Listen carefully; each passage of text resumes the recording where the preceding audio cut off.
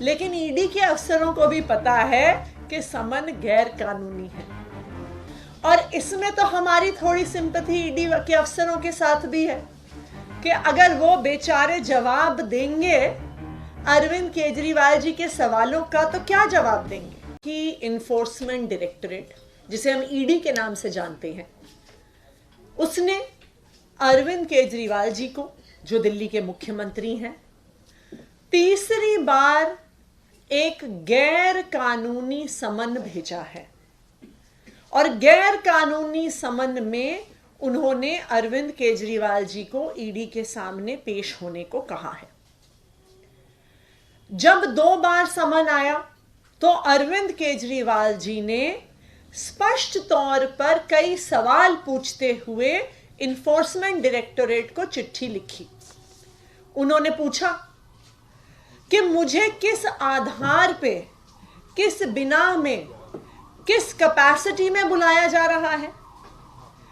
क्या मुझे एक विटनेस के तौर पे बुलाया जा रहा है? क्या मुझे एक अक्यूज्ड के तौर पे बुलाया जा रहा है? क्या मुझे दिल्ली का मुख्यमंत्री होने के नाते बुलाया जा रहा है? क्या मुझे आम आदमी पार्टी का नेशनल कन्वीनर होने के नाते बुलाया जा रहा है?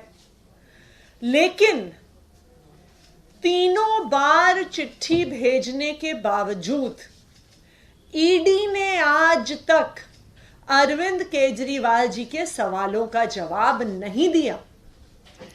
ईडी के अफसरों को भी पता है कि यह समन इल्लीगल है, गैर कानूनी है।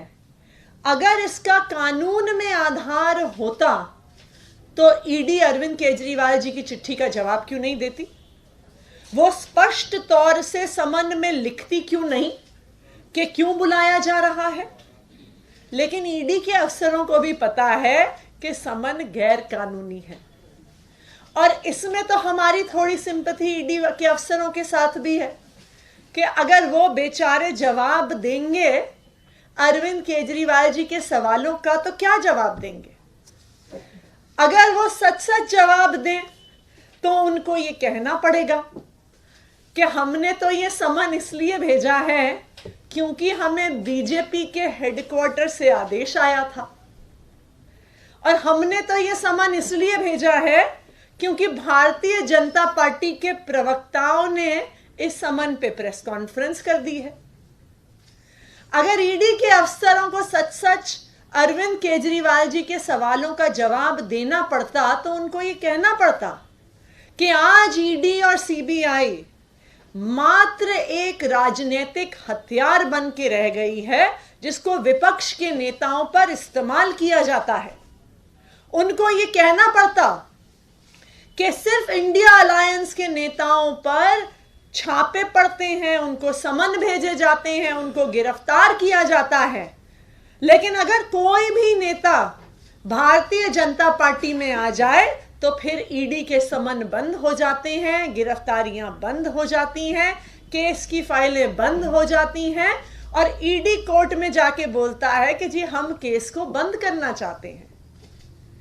अगर ईडी को अरविंद केजरीवाल जी के सवालों का सच सच जवाब देना पड़ता तो उनको यह बताना पड़ता कि 1.5 साल की इन्वेस्टिगेशन के बाद भी हमें 1 रुपए के भ्रष्टाचार का भी सबूत नहीं मिला है, कि हमने 500 अफसर लगा दिए, हजारों जगह रेड कर दी, लेकिन अभी तक आम आदमी पार्टी के किसी नेता के खिलाफ, आम आदमी पार्टी के किसी मंत्री के खिलाफ हमें 1 रुपए के भ्रष्टाचार का ना तो सबूत मिला है, ना किसी के घर से, ऑफिस से, गांव से हमें 1 रुपया भी कैश बरामद हुआ है।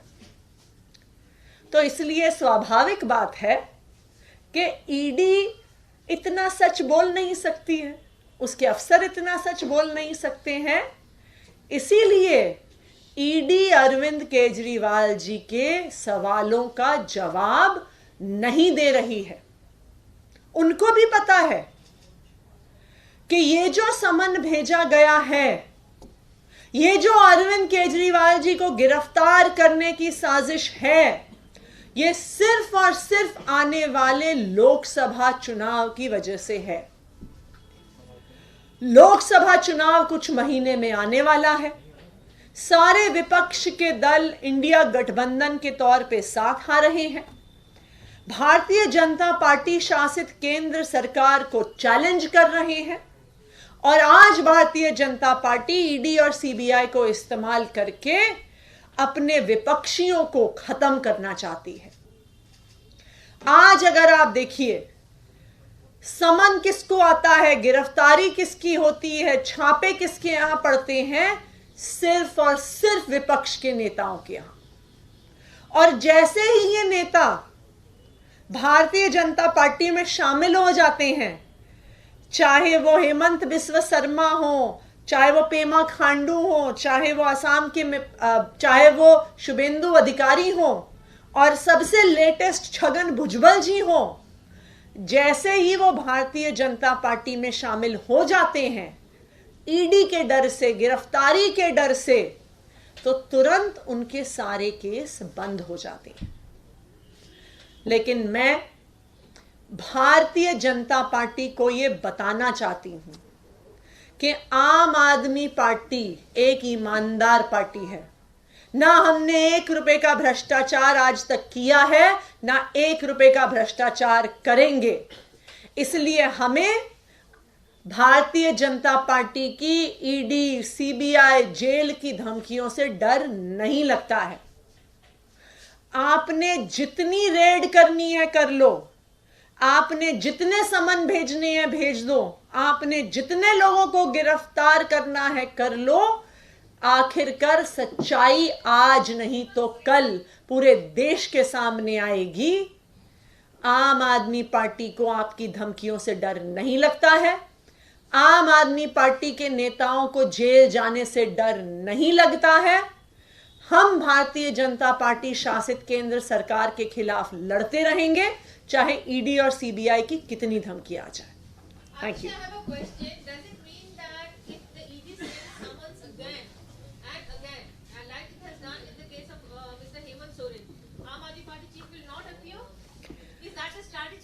अरविंद केजरीवाल जी ने जो चिट्ठियां ईडी को लिखी हैं उसमें बार बार कहा है कि सबसे पहले आप हमें यह बताइए आप हमें किस तौर पे बुला रहे हैं।